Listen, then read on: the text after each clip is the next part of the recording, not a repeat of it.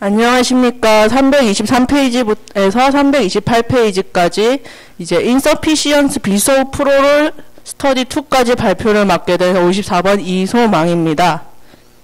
이제 제가 발표할 부분은 이렇게 크게 두 가지로 나뉘어지는데요. 첫 번째 파트는 non-selective beta adrenergic receptor antagonist로 일명 1세대 first generation이라고 하고요. 두 번째는 베타 1 selective adrenergic receptor antagonist입니다. 그리고 그들 중에서 이렇게 첫 번째 파트에서는 나도를, 핀도를, 티모를 이렇게 세 가지를 다루고요. 두 번째 파트에서는 아세트부토를, 아테노를, 비소프로를, 에스모를, 메트프로를 이렇게 5가지를 발표할 겁니다. 그리고 이 약들에 대한 특성이 이렇게 테이블 12-5에 잘 나오는데요. 이것을 이제 표로 보기 전에 일단 베타 안타고니스트들이 무엇을 하는지 간단하게 요약하고 가도록 하겠습니다. 일단 아드레너지 리세터는 카테콜아민이 평활근 수용체에 작용해가지고 흥분성과 억제성을 나타내는 성질에 따라서 알파와 베타로 분류를 하는데요.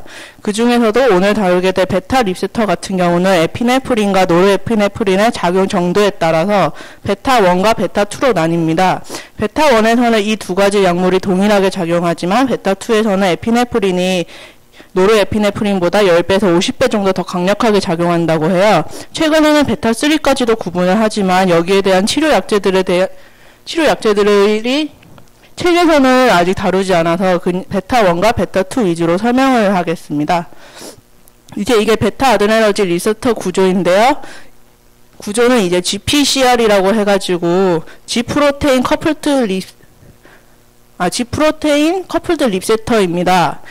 이렇게 세포막을 7번 통과를 하게 되고 이제 여기에 노르에피네프린이나 에피네프린이 작용을 하게 되면 심수축과 박동수, 평활근 이완을 포함한 많은 기능적인 반응들을 조절하고 이로 인해서 많은 조직들에 대해서 다양한 대사활동을 일으키게 됩니다.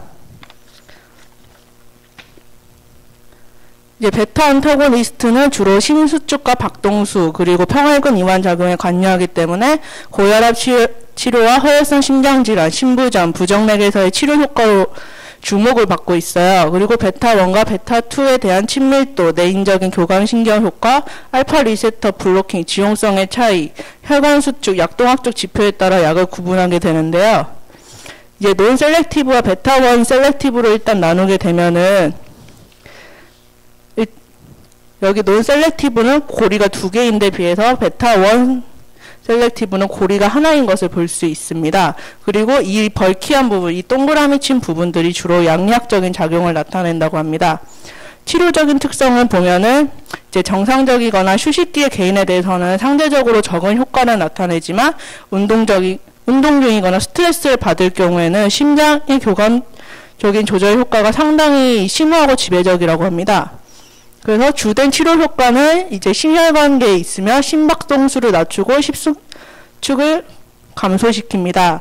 단기간 동안에는 이제 심박출량을 감소하고 말초 저항을 부분적으로 증가해서 혈압을 유지하는 데 사용되지만 장기적으로는 전체 말초 저항을 처음값으로 되돌리거나 고혈압 환자에서는 낮추기까지 합니다. 하지만 이런 많은 치료적 이용에도 불구하고 정확한 양리학적인 원리가 명확하지 않다고 해요. 그래서 교감신경에 의해 분비되는 레닌 호르몬의 방출을 억제한다는 추측이 있으나 이 또한 이 책이 나올 당시에는 명확하지 않았다고 합니다. 하지만 최근 나온 논문에서는 이 원리가 맞다는 것이 증명되었다고 합니다. 그래서 하지만 이 책에서는 이제 이 책이 나올 당시에는 그 원리가 명확하게 나오지 않았기 때문에 주로 반감기와 작용성, 흡수, 대사, 배출 이렇게 이 세 가지 카테고리를 위주로 약에 대해서 설명하게 됩니다. 이제 다시 표로 돌아오게 되면은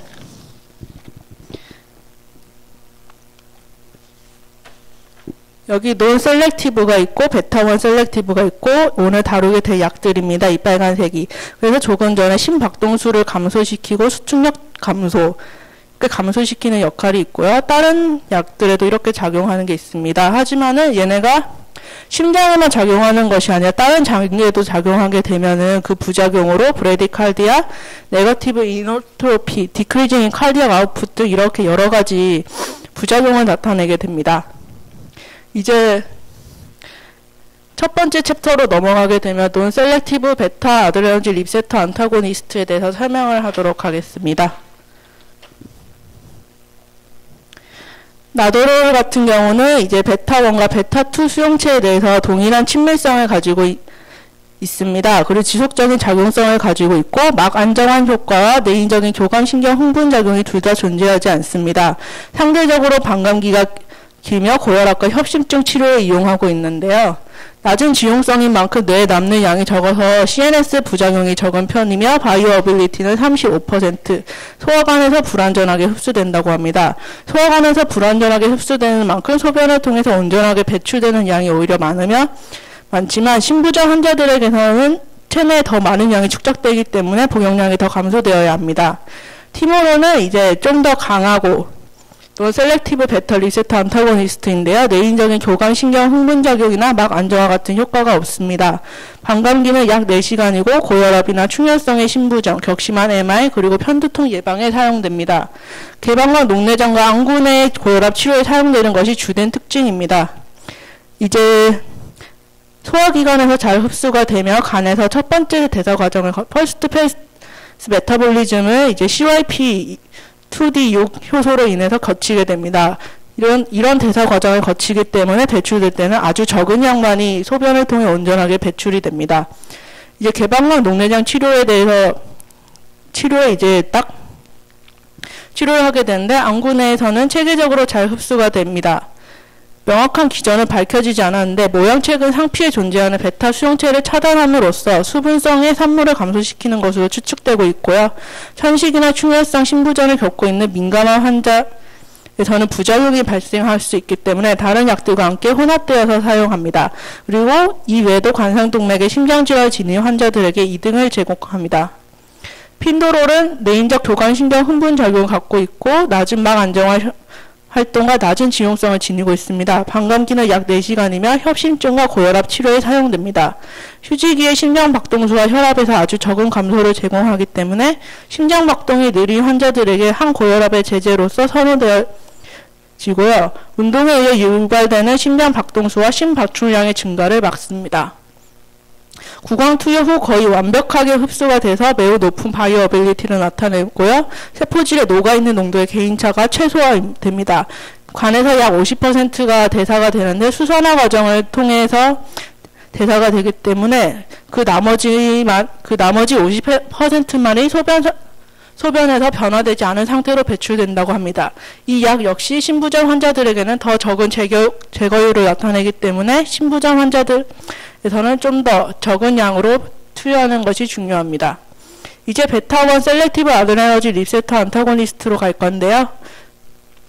여기서 메토프로롤은 내인적인 교감신경 흥분작용과 막 안정화 작용이 전혀 없습니다. 반감기는 약 3-4시간 정도지만 유전적 요인에 따라서 7-8시간 정도까지 증가할 수가 있어요. 이것은 CYP2D6에 이제 의해서 대사되기 때문인데요. 이 활동이 부진한 환자의 경우에는 의사가 생각한 것보다 좀 더 오랫동안 약이 남아있을 수 있기 때문에 부작용의 가능성이 약 5배 정도까지 오를 수 있다고 합니다. 그래서 현재는 좀 더 발전된 형태로 하루에 한 번 정도만 이용이 가능합니다. 구강 투여 후 거의 완벽하게 흡수되지만 이 효소의 작용에 따라서 17배 정도까지 그 대사 정도가 다양하기 때문에 주의해야 되고요. 투여된 약의 10% 정도만이 소변에서 변화하지 않은 상태로 발견됩니다. 치료적 이용은 고혈압과 신부전, 심박급성증, 협심증, 미주신경의 실신의 치료에서 주요하게 사용됩니다. 심근경색과 갑상선 기능항진증, 치료의 부속물, 편두통 예방에서 2차적인 예방으로도 사용됩니다. 아테노롤은 이제 내인적인 교감 신경 흥분작용과 악 안정화 활동이 전혀 없는 약입니다. 매우 침수적이며 CNS를 제한된 정도에서 관통이 가능합니다. 반감기는 메토프로롤보다 다소 긴 편입니다. 이제 50% 정도 불완전하게 흡수되지만은 조금 전에는 17배였던 개인적인 변동이 있었던 것과 다르게 이제는 4배 정도의 적은 개인적인 변동을 나타내고요. 불완전하게 흡수되지만 흡수된 대부분은 혈액순환에 도달한다고 합니다.